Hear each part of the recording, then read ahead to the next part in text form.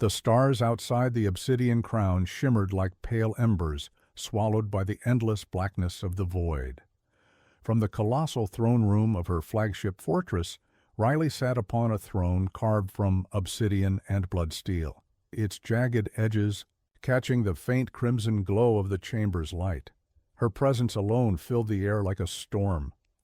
Riley was unlike any monarch the galaxy had ever known, skin pale as polished bone, long black hair flowing in an otherworldly cascade, and eyes the color of molten blood, eyes that seemed to pierce through the soul of any who dared meet them.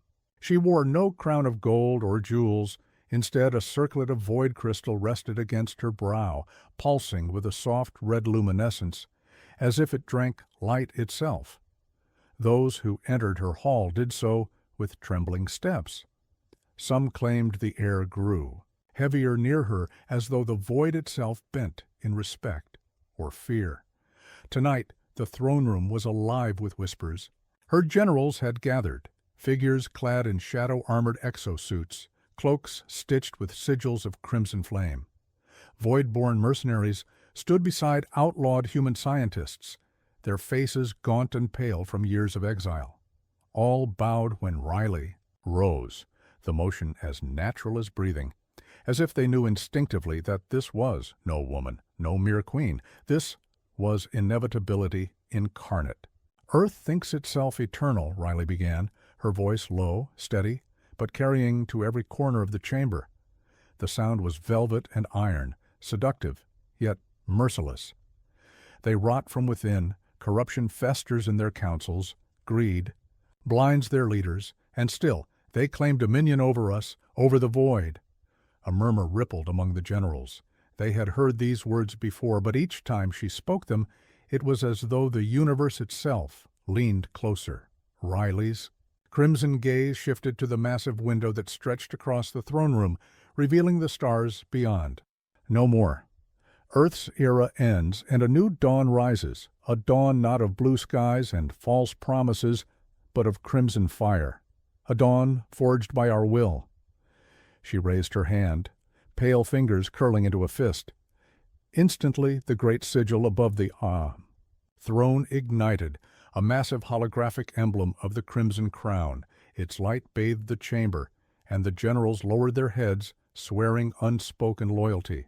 But Riley's eyes held shadows. In the silence that followed, she remembered the day she was cast out, betrayed by Earth's council, condemned for her visions of a future beyond their fragile dominion. They had called her dangerous, a monster, a mistake to be erased. Yet here she stood, not erased, but reborn. From behind the veil of her dark hair, Riley smiled, a slow, unsettling curve of lips that held both promise and threat. "Send word to the Armada," she ordered, her voice breaking the silence like a blade. "The Crimson Queen does not wait. Tonight, the void answers." The throne room erupted with movement. Officers bowed deeply before hurrying to carry out her command. The hum of the void engines echoed through the fortress as the Obsidian Crown stirred awake. And as the fortress drifted deeper into the black expanse, crimson light bleeding across its jagged hull, the galaxy whispered a name with growing dread. Riley, the Crimson Queen of the Void. And Earth, still blissfully blind in its arrogance, had no idea what terror was about to be unleashed upon it.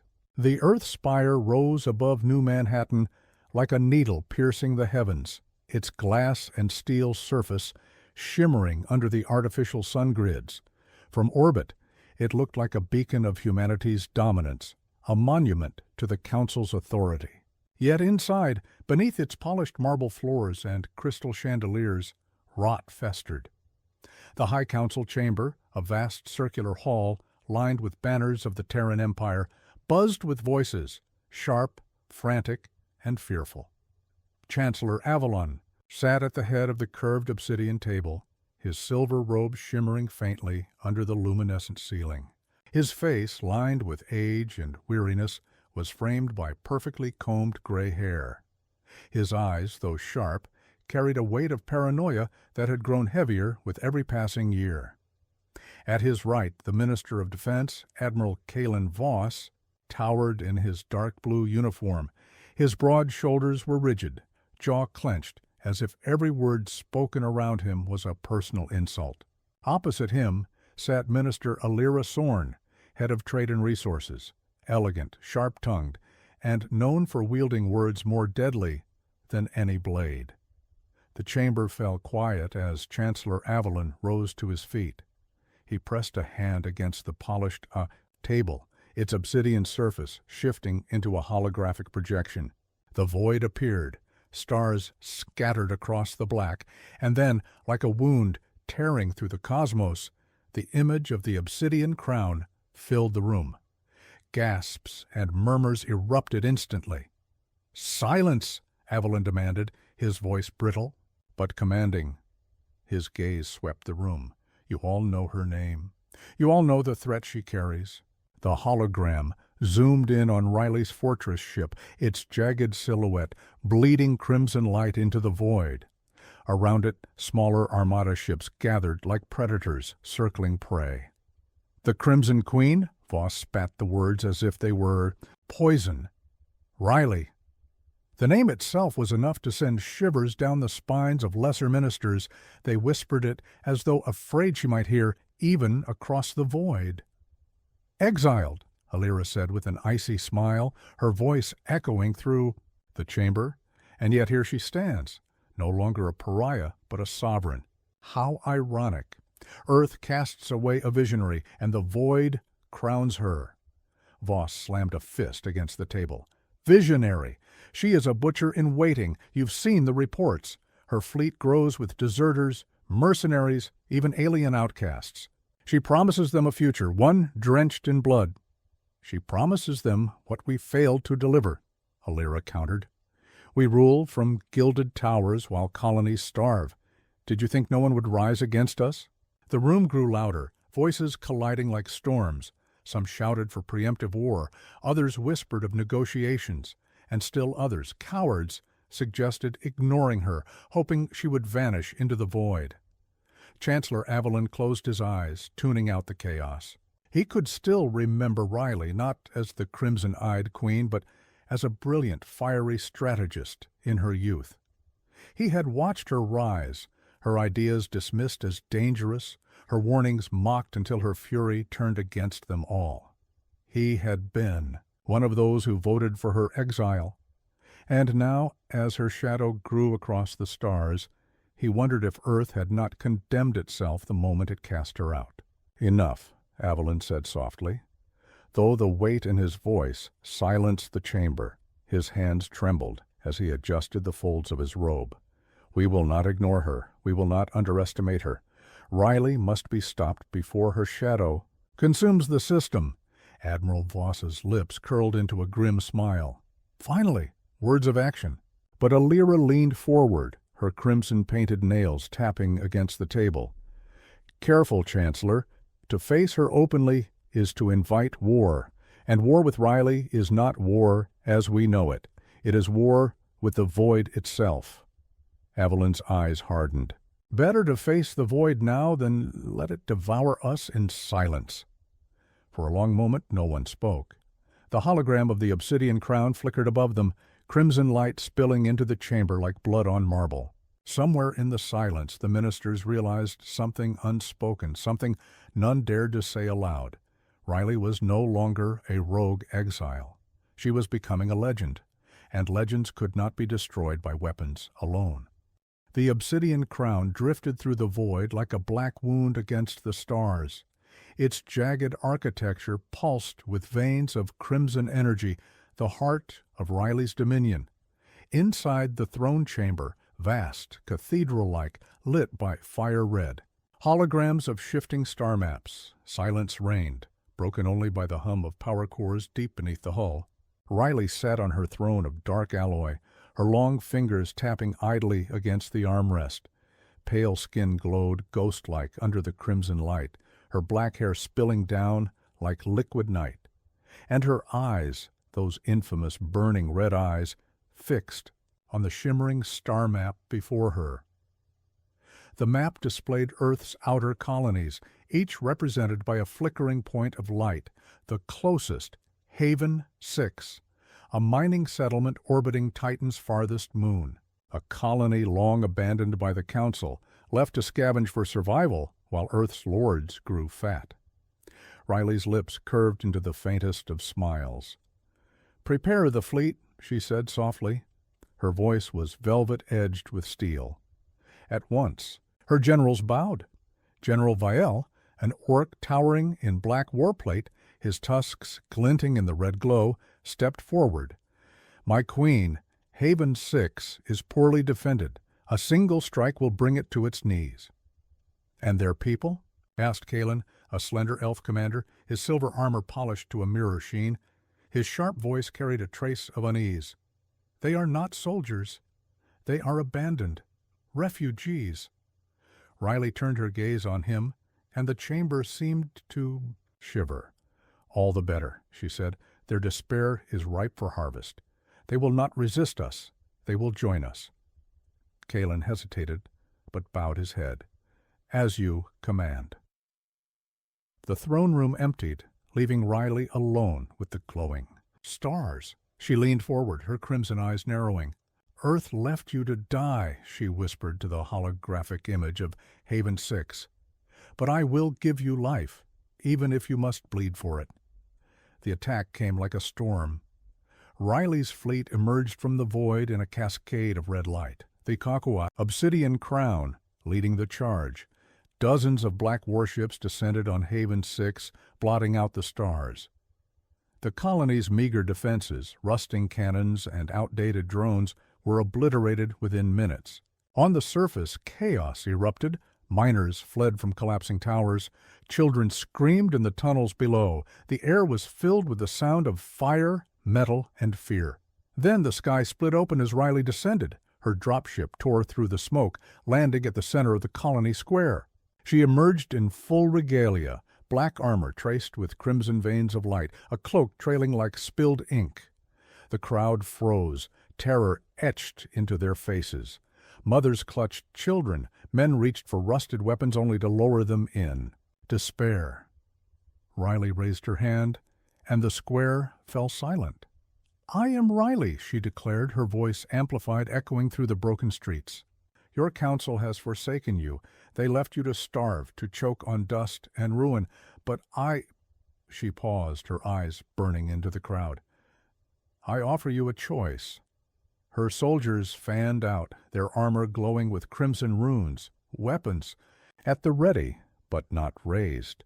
The people's fear shifted, trembling on the edge of something else.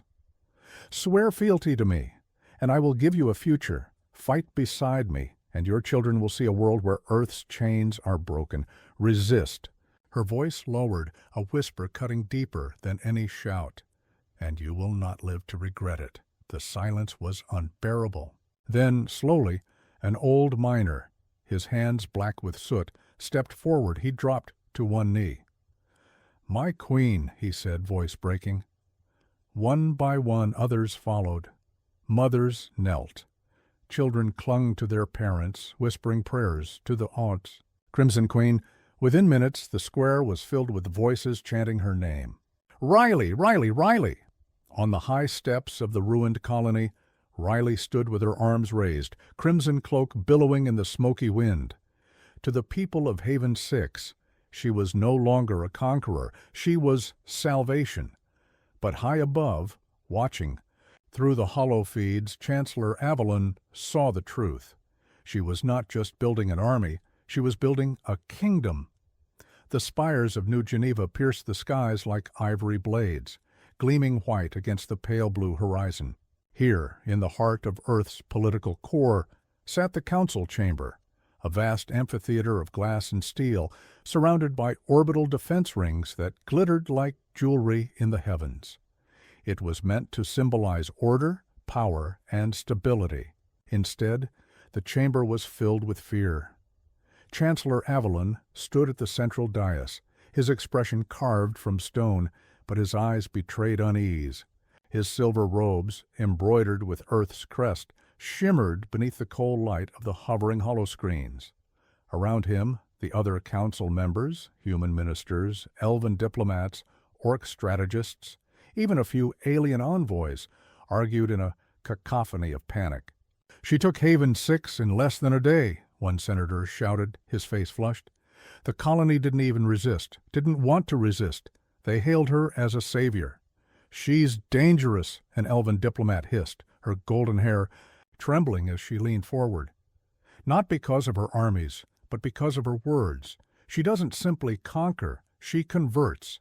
General Kor, an orc scarred from 100 wars, slammed his fist onto the metal table, making the chamber tremble. "Then we crush her, send the Titan fleet, burn her ships to ash before her infection spreads, and risk turning her into a martyr." Avalon's voice cut through the noise like a blade. The chamber fell silent. The Chancellor's pale hands rested lightly on the dais, but his posture radiated command. He gestured toward the hovering holomap of the solar system.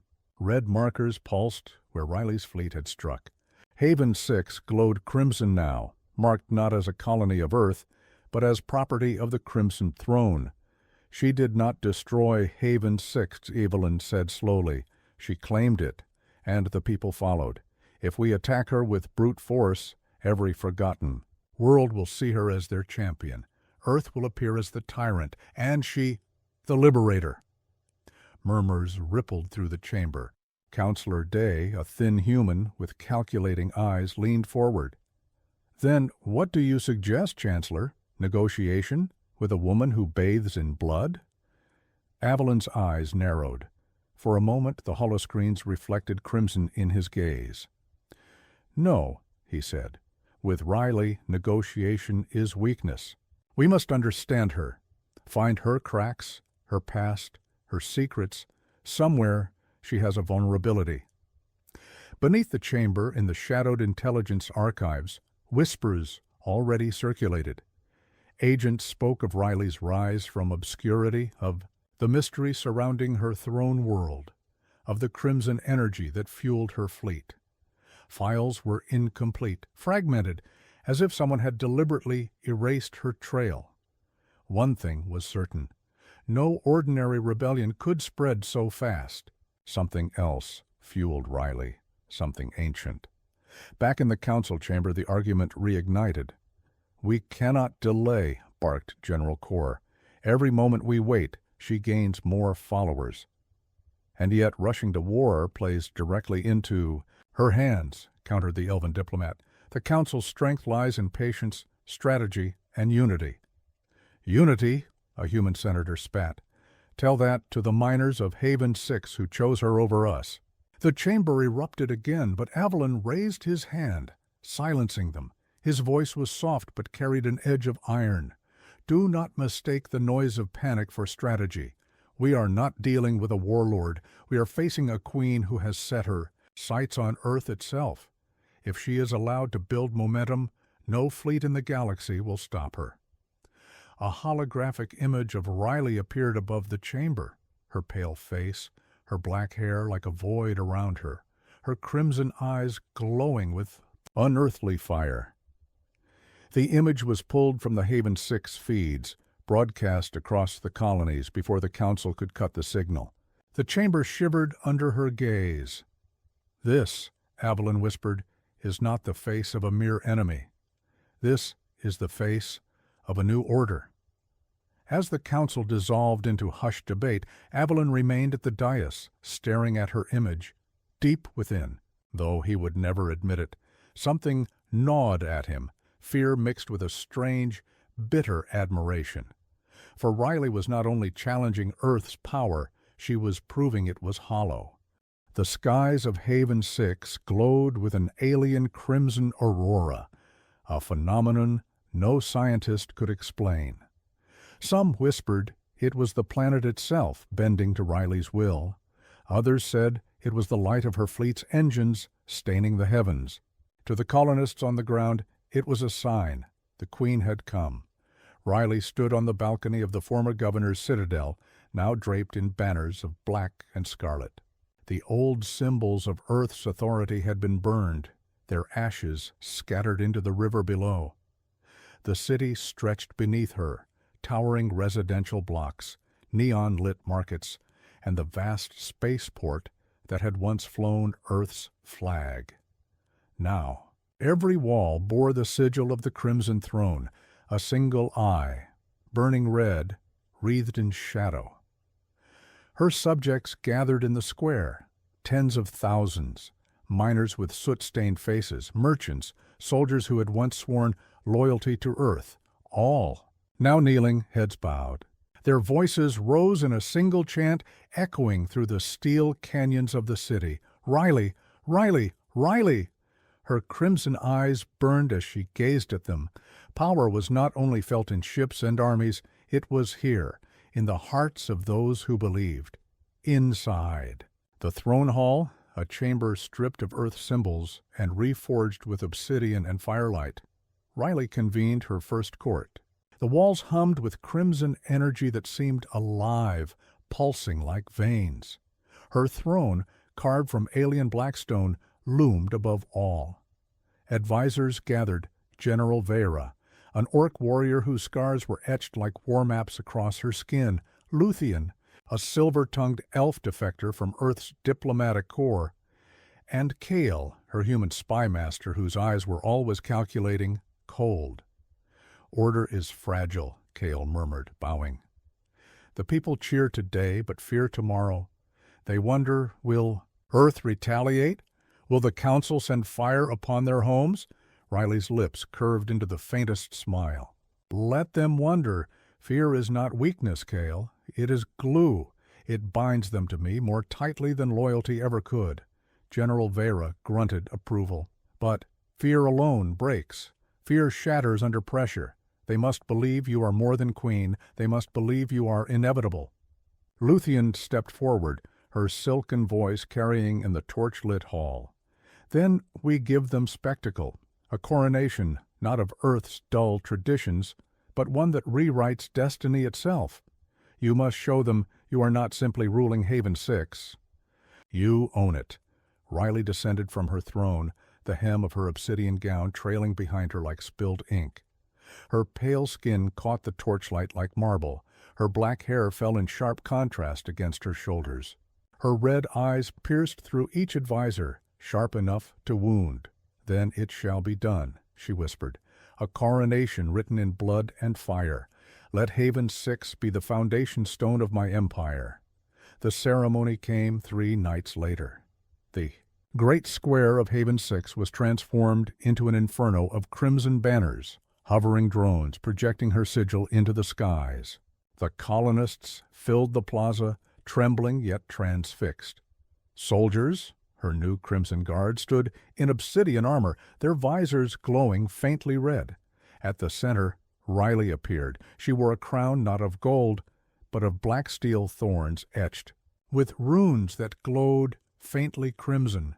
In her hand, she carried a blade older than Earth itself, said to have been pulled from the ruins of a forgotten world.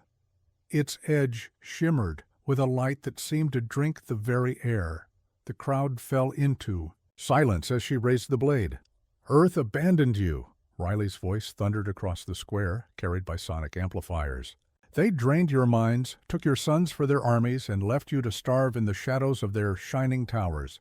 But I—" She spread her arms, her gown billowing like the wings of a black angel.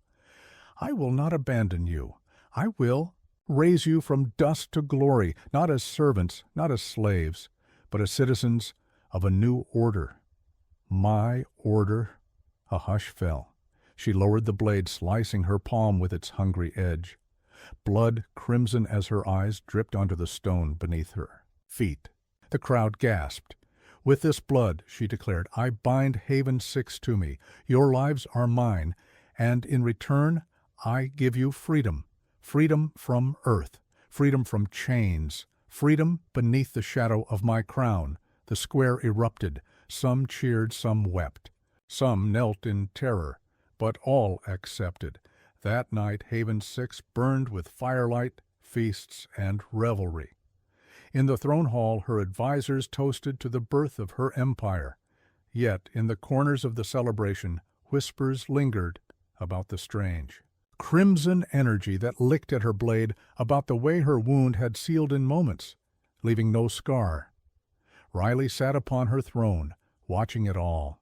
Her lips barely moved as she whispered to herself, "This is only the beginning." The void between Haven 6 and Earth's nearest outpost was silent, too silent. A silence so heavy it pressed against the ears, thicker than the darkness itself. That silence broke when Riley's fleet emerged from the fold. Black-hulled warships slid into existence like predators slipping from shadows. They bore no insignia of Earth, no call signs of recognition. Their armor gleamed faintly with crimson lights running like veins, pulsing to the rhythm of engines that hummed with alien resonance. At the heart of the fleet stood the Obsidian Crown, Riley's flagship, a dagger-shaped colossus whose command spire was crowned with her sigil. From its bridge she gazed upon the distant glitter of Earth's mining convoy, a dozen freighters flanked by 2 corvette escorts crawling slow through. "The dark, targets in sight, my queen," General Vera growled from the tactical pit. Her tusked grin glistened under the red light. Kyle, ever cautious, leaned forward. "Earth will notice if we strike here. Their supply lines are watched, their convoys tracked. The Council will send their fleets." Riley turned her crimson eyes on him, the silence heavier than any threat. "And let them," she said softly. "What is an empire that cannot bleed?" The Crimson Guard moved with precision. Smaller attack craft launched from bays like a swarm of black wasps. They slipped through the void in tight formations, engines burning faint crimson trails. On the freighter bridge, Earth's crew panicked. "Unidentified contacts approaching! No IFF codes! Oh God, they're arming weapons!" The corvettes opened. Fire first, lancing the dark with white plasma beams. But Riley's craft moved with impossible grace. Elven pilots guided the ships in arcs like dancers. Orc gunners roared as cannons spat molten fire, and human tacticians coordinated with chilling efficiency. The battle was over before it began. One corvette split apart in a blossom of fire, its wreckage scattering across the stars. The second limped away, engines sputtering before being pinned in place by tractor beams. The freighters, defenseless, froze in surrender. On the Obsidian Crown, Riley gave no command to halt.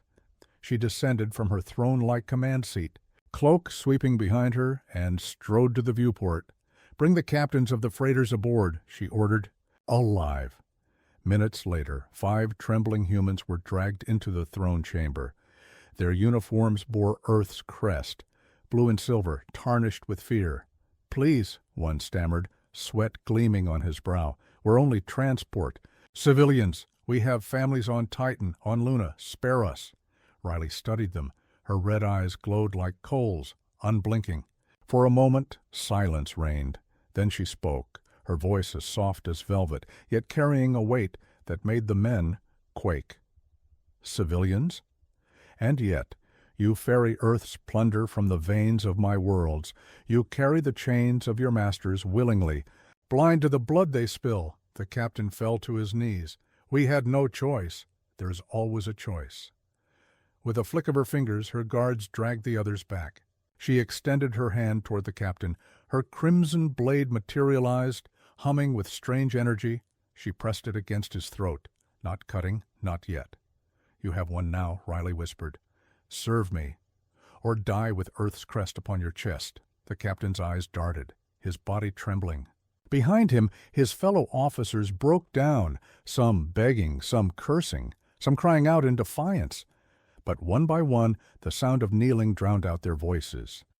Later, in the shadow of her war banners, Riley watched as the freighters were repainted in crimson sigils. Their cargo, rare metals and plasma cores, was now hers. The crews, bound by fear and the memory of her glowing eyes, swore oaths to the Crimson Throne. Whispers spread through the void like wildfire. The Queen does not conquer with armies alone, she conquers the soul.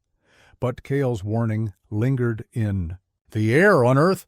The Council's chambers buzzed with fury. The strike could not be ignored. Emergency meetings were called. Military channels screamed of a new enemy. And in the shadows, the council began to speak of a weapon, not a fleet, not an army, but something deadlier. An infiltrator, someone who could slip through shadows as easily as Riley commanded fleets. Someone who could get close enough to kill her. The council chamber of Earth was carved into gleaming steel and glass, suspended high above the Pacific megacity. From its windows, the neon sprawls stretched endlessly, a testament to humanity's dominance. Yet, within the chamber, unease rippled. Like a storm, 6 figures sat around the crescent table. Generals in immaculate white uniforms, politicians draped in silk, and corporate magnates whose wealth rivaled nations. At the center, the hologram of a burning freighter flickered, the aftermath of Riley's strike. "This cannot continue," barked General Ammon, a man whose voice carried the weight of decades of war. "One convoy today, a system tomorrow. She is not a rogue queen, she is the spark of rebellion." "She is also fear," murmured Chancellor Vyra, her fingers steepled beneath her chin. "Fear spreads faster than fire. Whole colonies already whisper her name, Crimson Queen. They see her not as an enemy, but as salvation." That word hung heavy. Salvation. The silence was broken by Director Helix, head of Earth Intelligence. His eyes were cold, almost mechanical, augmented with cybernetic implants that reflected the chamber's pale light. "A fleet will not stop her, not yet. She thrives on open war, on grand gestures. We must cut her at the root. A blade in the dark, not an army in the light." He turned, his gaze sweeping across the room as though weighing each of them. Finally he whispered a name. Shade. Far below the glittering towers, deep in Earth's undercity, Shade waited. No one knew his real name. Some whispered he was half machine, rebuilt after a war injury. Others swore he was not human at all, but something bred in secret labs. Flesh, grown around a core of shadows. What mattered was his reputation. He was the ghost the council unleashed when diplomacy failed. Leaders, rebels, even generals had vanished in his wake, sometimes found with neat, cauterized holes through their skulls, sometimes never found at all. When the call came, Shade did not ask questions. He only tilted his head, the faint red gleam of his visor flickering as the mission details streamed across it. Objective: infiltrate the Obsidian Crown. Target: Queen Riley. Directive: terminate. Meanwhile, in the dark void beyond Mars, Riley stood upon the bridge of the Obsidian Crown, watching her newly branded freighters fall into formation. The crimson sigils blazed proud upon their hulls, glowing faintly against the stars. Kyle approached, silent. As ever, his mismatched eyes reflected the battle-scarred cosmos. "You've made your move," he said softly. "Now Earth sharpens its blade." Riley smiled, a predator's smile, her crimson eyes gleaming.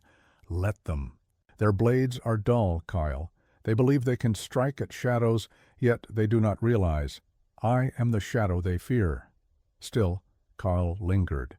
He had seen too much not to recognize the look in her eyes.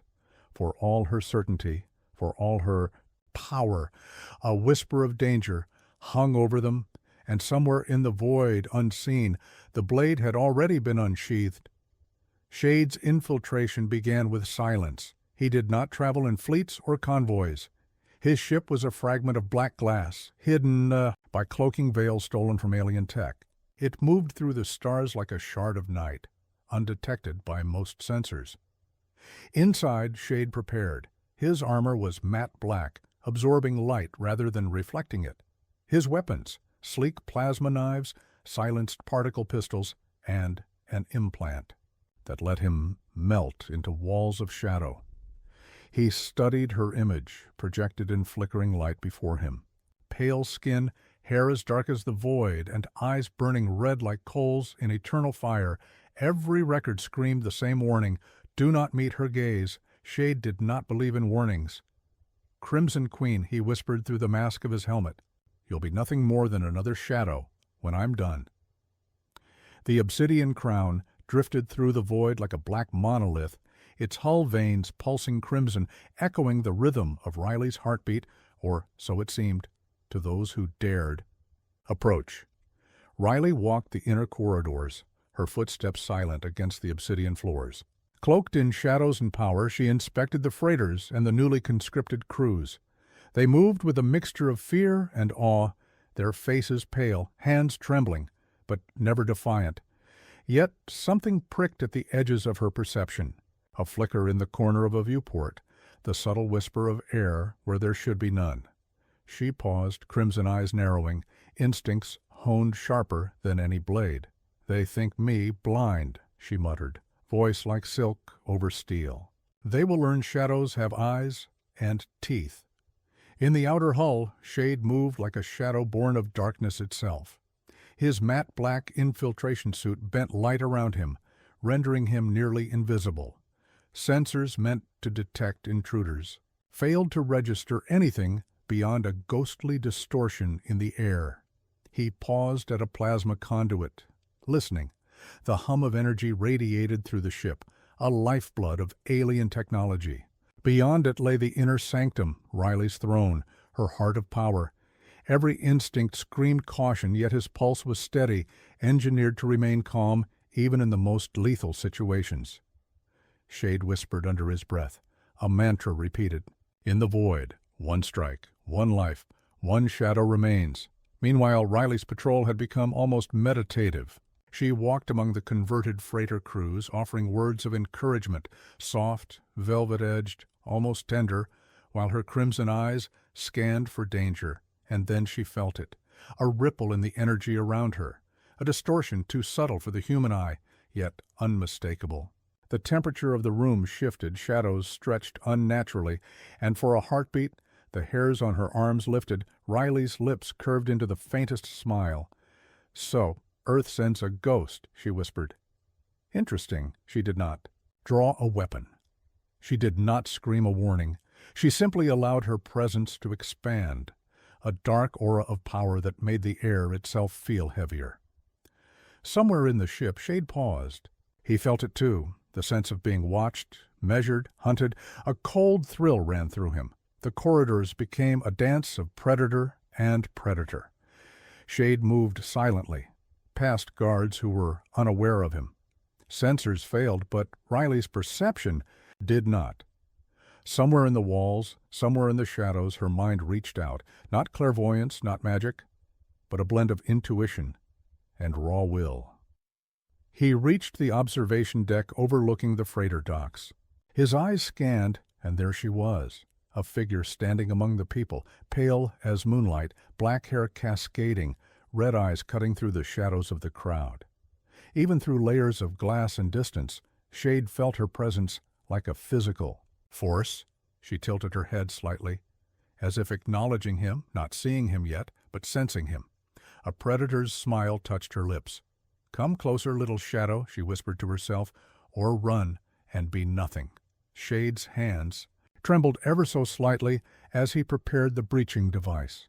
He had been trained for countless scenarios, yet the sensation of her gaze, even indirect, pressed against his mind like iron chains. He whispered a warning to himself.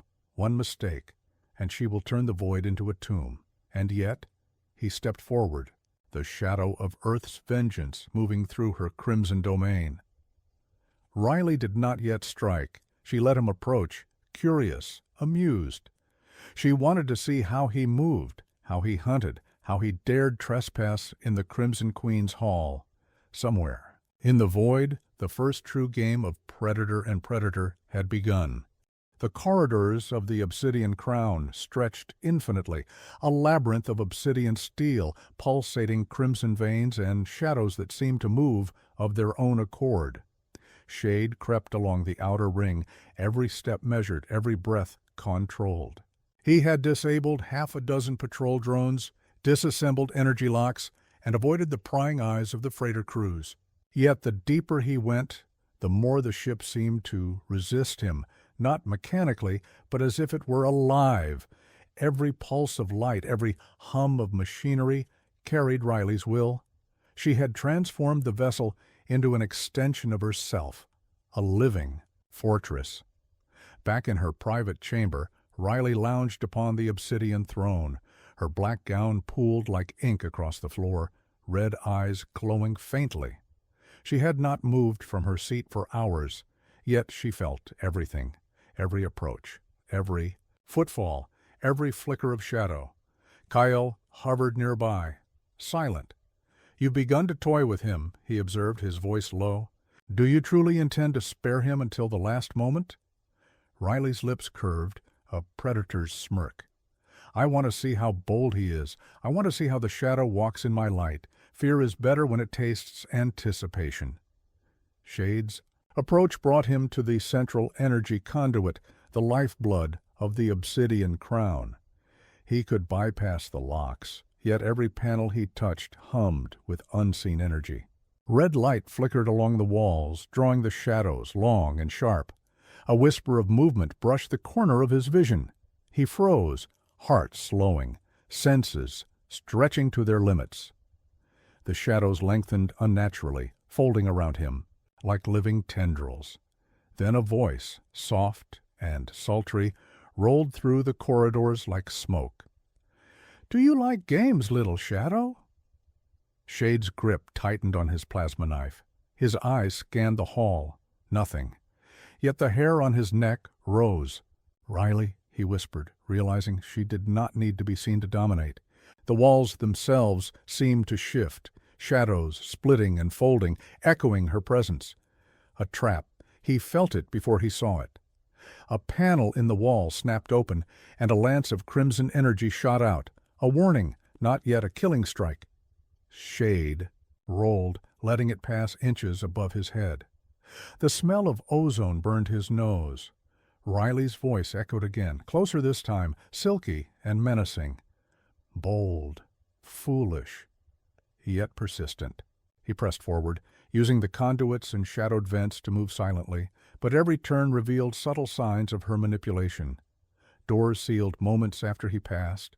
Surveillance drones appeared where none had been moments before. Sounds of his own footsteps echoed mockingly, betraying his location. Shade realized she was learning his rhythm, predicting his moves. Riley was not just a hunter, she was a conductor, orchestrating the symphony of terror that enveloped him.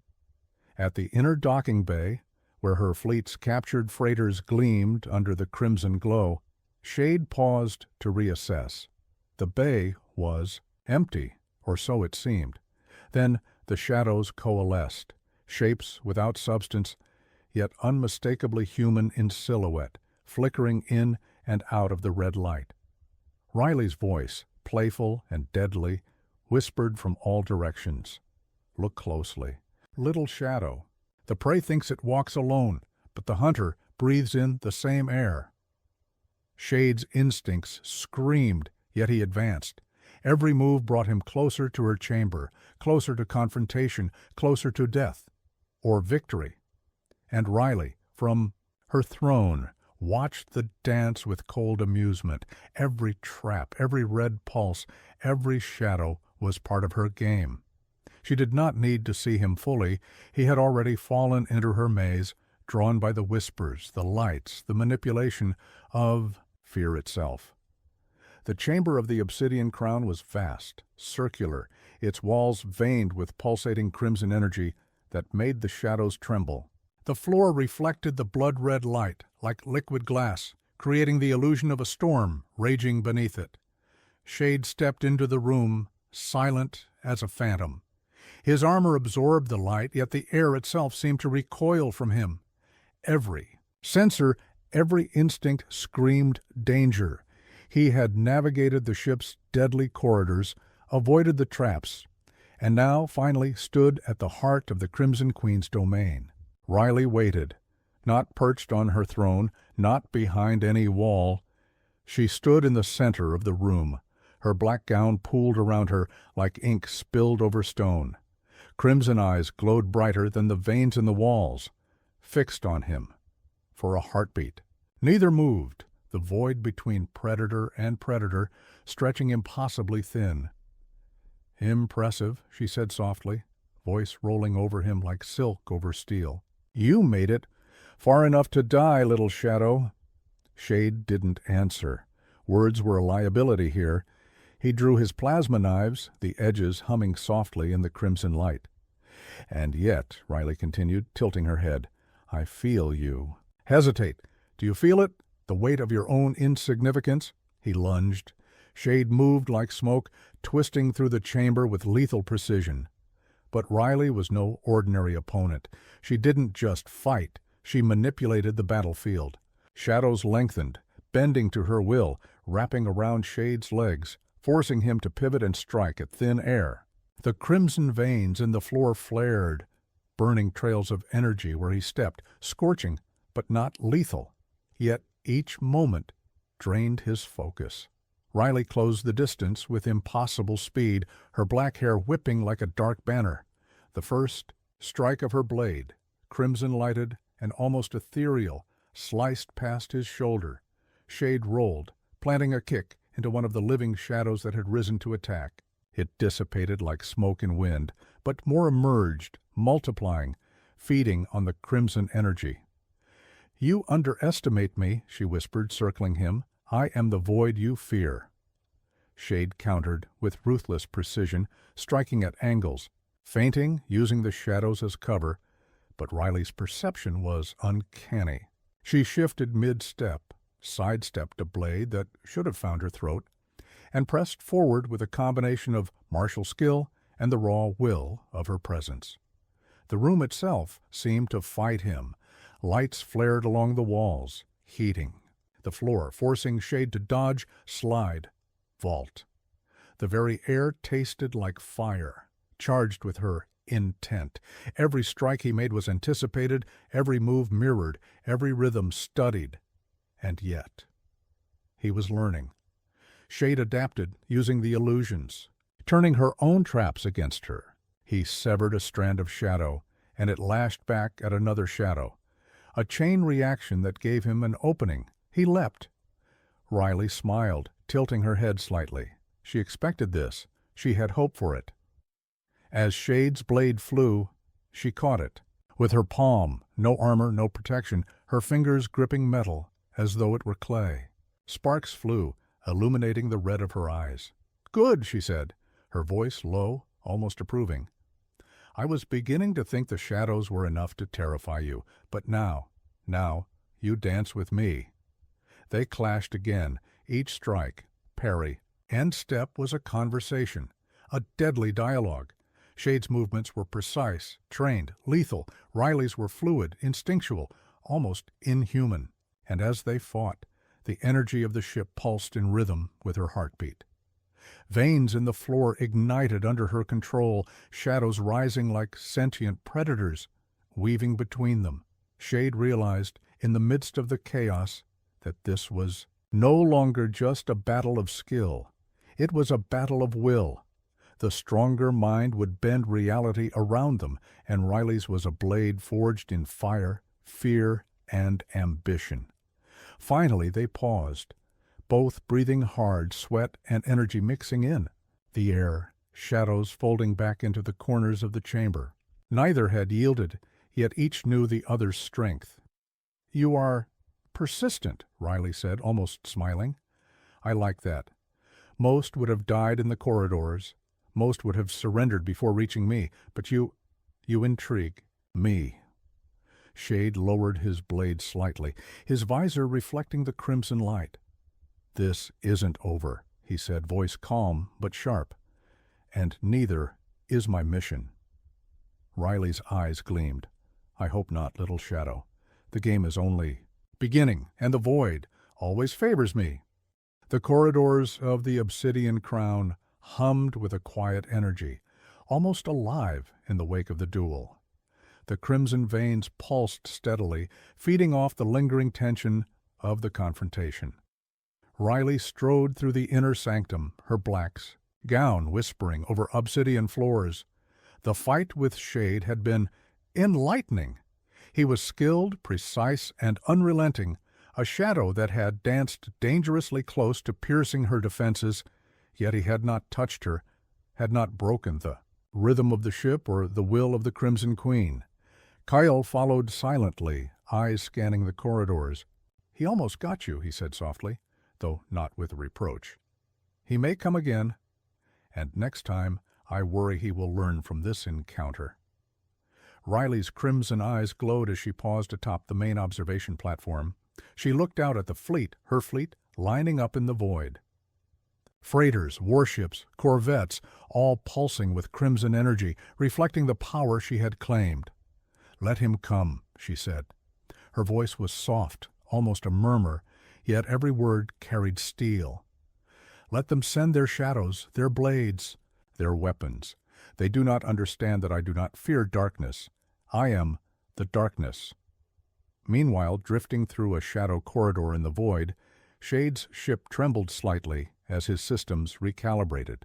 The Obsidian Crown had proven more than a fortress. It had been a living, breathing weapon, and Riley was its beating heart. He removed his helmet, letting a rare expression of frustration pass across his face. Red hair glinted under the visor's reflection, not his, but a faint residue of sensors interpreting the ship's energy as heat. He muttered to himself, a low whisper that could not escape the void. "She's more than we calculated, more than predicted, and yet she does not expect the next step." He reviewed the recordings of their clash. Every movement, every feint, every manipulation of the ship's energy. He cataloged weaknesses, opportunities, and patterns. This was no longer a simple assassination. It was a war of perception, a duel of instincts. Earth would pay the price for sending a mere shadow against a queen who could bend light and fear alike. Back aboard the Obsidian Crown, Riley convened her Crimson Guard. Shadows lengthened in the hallways as she walked among them, crimson eyes meeting each soldier's gaze. "The universe thinks it can dictate fear," she said. "They send shadows, whispers, and steel. We will show them that fear belongs to no council, no fleet, no master, but to me." Her guards nodded, understanding the duality of her command, ruthless yet mesmerizing. Even Cale, veteran of countless battles, could not hide the chill that swept him when she spoke. Riley's words did not merely instruct, they compelled, enthralled, and warned all at once. In the observation deck above the freighter docks, Riley's mind wandered briefly. Shade had entered her domain, a ghost in the machine. She could sense him still, somewhere, moving through the shadows like an echo of malice. But she welcomed him.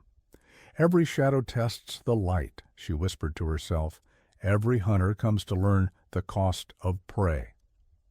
Somewhere in the void, Shade plotted his next move, reviewing strategies, noting how Riley's perception extended beyond the physical, how the ship, the shadows, and the queen herself formed a web that ensnared intruders before they even realized it.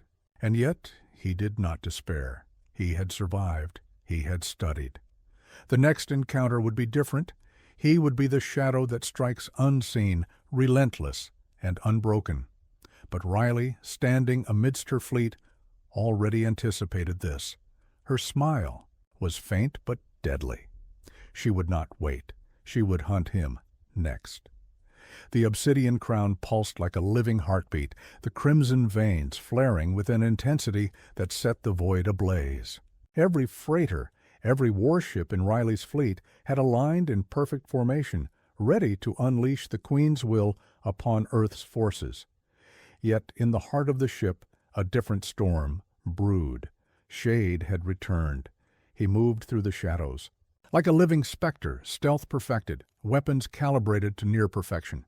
Every panel, every conduit, every shadowed corner had been studied, every flaw memorized. He had returned not just to infiltrate, but to end her. Riley felt it before he even breached the outer defenses. A ripple in the energy, a disturbance in the flow of the ship's life force. Her crimson eyes narrowed, red like molten embers, reflecting the chaos of the stars outside. "Ah," she murmured, a predatory smile curving her lips. "Back for another dance, little shadow?"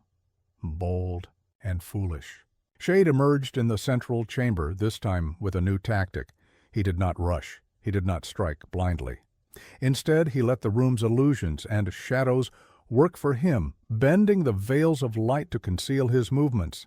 Every pulse of the crimson veins threatened to betray him, yet he flowed through them like liquid shadow.